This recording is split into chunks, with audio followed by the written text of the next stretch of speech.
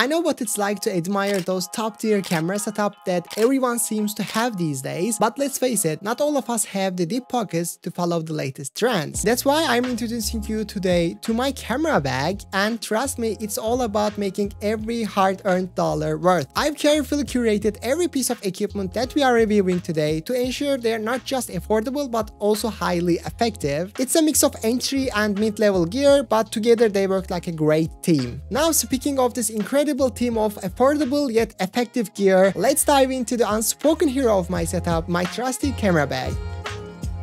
For the camera bag, my choice is the Low Pro Philips i200. I've been using it for 2 years now. It's the first version of this bag. It's unfortunately discontinued, but the second version is online and it's exactly the same bag, so you can check that out. First of all, it's the right size for my entry to mid-level gear. It fits everything I need in a small footprint. As a comparison, this is my everyday bag that can fit a 15-inch laptop, and this is the camera bag. So when we look at the bag from outside, it has two external storages on each side, one for storing smaller items like SD cards. The other is a net. You can put water or other miscellaneous items. On the back, it has a strap to connect a tripod. My tripod is not carbon fiber, so it's a bit heavy, but no issues for carrying that heavy tripod so far. Next, we look at the inside. After you open the zip, you are welcomed with an extra pocket that can move around. In my configuration, I place this pouch at the top, so if I put my phone or other items,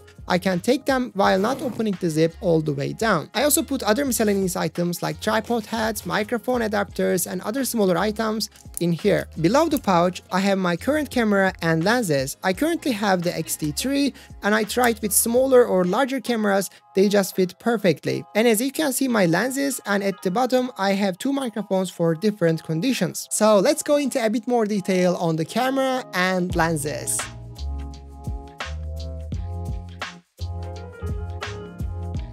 My main camera right now is the Fujifilm X-T3, and I think it's a great hybrid choice if you are interested both in photography and videography. I recently made a video on Fujifilm X-T3 version in 2024. If you are interested, go check out this video. And I have 3 affordable lenses to go with my Fujifilm X-T3. My objective picking 3 lenses is that the first lens I have should have the general capability, should be all around sharp, and should be easy to use. For this, I have the Fujinon XF 16-55mm variable aperture kit lens. It's been around for a long time, so you can find a good deal on the second-hand market. I highly recommend it if you are into photography or video, and especially in video, it has the optical image stabilization and it performs great compared to its competitors. Second lens I choose is a prime lens. So my camera setup right now is more budget oriented and I will invest more money in the future. But currently I choose my prime lens as a manual lens from TT Artisan. It's really budget friendly. It's $80 and it's 35mm f1.4. Yes, you heard it right. It's 35mm f1.4 for just $80. The main reason it's that cheap is because it's a manual focus lens, but it's currently my favorite lens and it's really fun to use. For $80, I think it has an exceptional build quality. It's overall sharp after f2.8. I highly recommend you getting one. I will leave the link in the description down below. And the third lens in the list is a telephoto lens. As my gear goes, I try to fill the empty spaces as budget friendly as possible. So for my objective, I couldn't really get a telephoto lens from Fujifilm directly because they are too expensive right now. So I had to find an affordable solution to use a telephoto lens and fill that empty space in my camera bag. So I went with an alternative path in here. I bought a Nikon 70-300mm telephoto lens. I use it on my Fujifilm camera with an adapter from KF Concept. It's aps-c equivalent to 105-450mm. It's originally an autofocus lens, but since this adapter doesn't support that autofocus capability, I have to use it with a manual focus. I hear you say it's too good to be true.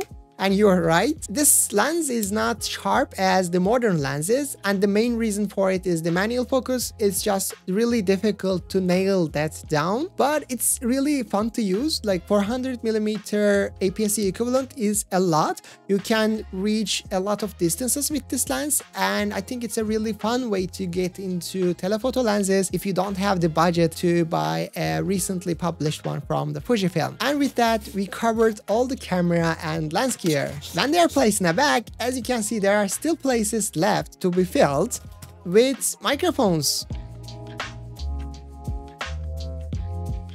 I'm doing both photography and videography as a hobby. For video, like all the other cameras, internal microphones of the cameras are just not that great, so you have to use an external one regardless. As a solution, I carry two microphones with me for different conditions. First of all, I have the Rode Video Micro as a shotgun microphone. This one goes on top of the camera easily and gives me relatively good audio to capture surroundings. It's good in a silent environment to record speech. If I'm in a noisy place though, and if I want to record my sound, I prefer to use a lav mic. My choice here is the Boya BY-M1 lav mic. It's definitely a life changer to get a cleaner audio. When I'm using these microphones, I generally don't connect them directly to my camera. Even though I trust my Fujifilm X-T3's amplifier, I don't trust my microphone's output as clean as possible because they don't have an amplifier or like power boosting mechanism built in. So I prefer to record directly into my phone to get a cleaner audio using these microphones. For this, you will basically need two adapters, and first one is from Apple or other brands that will connect the microphone input to your phone.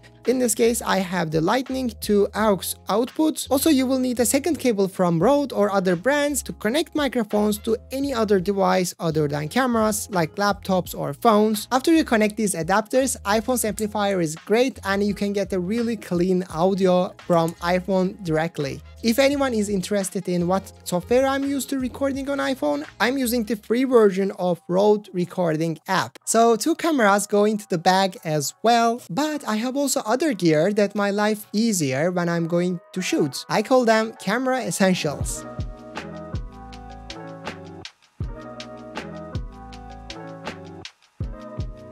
I have 4 camera essentials that I carry all the time in my camera bag. I will first start with the small rig rapid link connectors. Many other brands market these with different names, but they are basically adapters that easily connect or disconnect your strap from the camera. They make life so easy, and especially before using these connectors, I hated using straps because they always get in the way of me and the camera. When I'm ready to shoot, I just disconnect it and nothing is on the way of me shooting the photo in that moment. And the second camera essential for me is the tripod. I always try to carry a small tripod with me. You don't know when you need to stabilize your camera on some place, so it's, I think, always a good idea to carry at least a small tripod with you. I mainly bring either of these two. The first small tripod is for a Manfrotto, and it's great if you put the camera on somewhere, and it has a really cool mechanism to rotate the camera. You just press the button and you can rotate it, and when you release it, camera stays there. The other one is from Joby. This one is great and you can put it into any shape you want actually, and it's great for recording vlogs when you're walking and when you're holding the camera on your hands. Other than the small tripods, if I want to capture like a landscape environment, or if I want to record something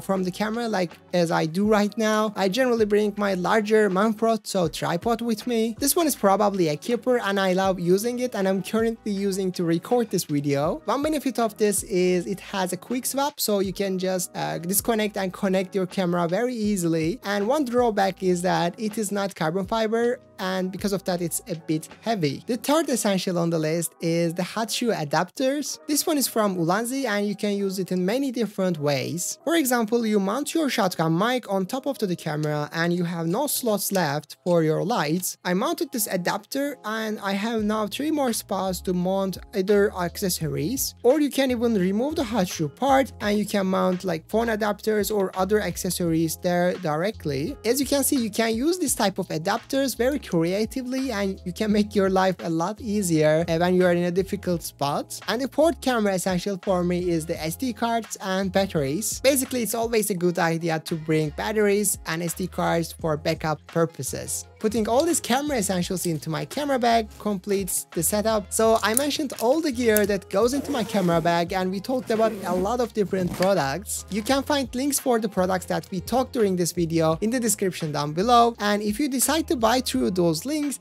you will pay the same price, but some of that money will go supporting this channel. So if you decide to do so, thank you in advance. And also don't forget to subscribe and like this video if you enjoyed it and find it useful. And let's continue talking about this topic in the comments down below. Looking forward to hearing from you, and thank you for watching this video. See you in the next one.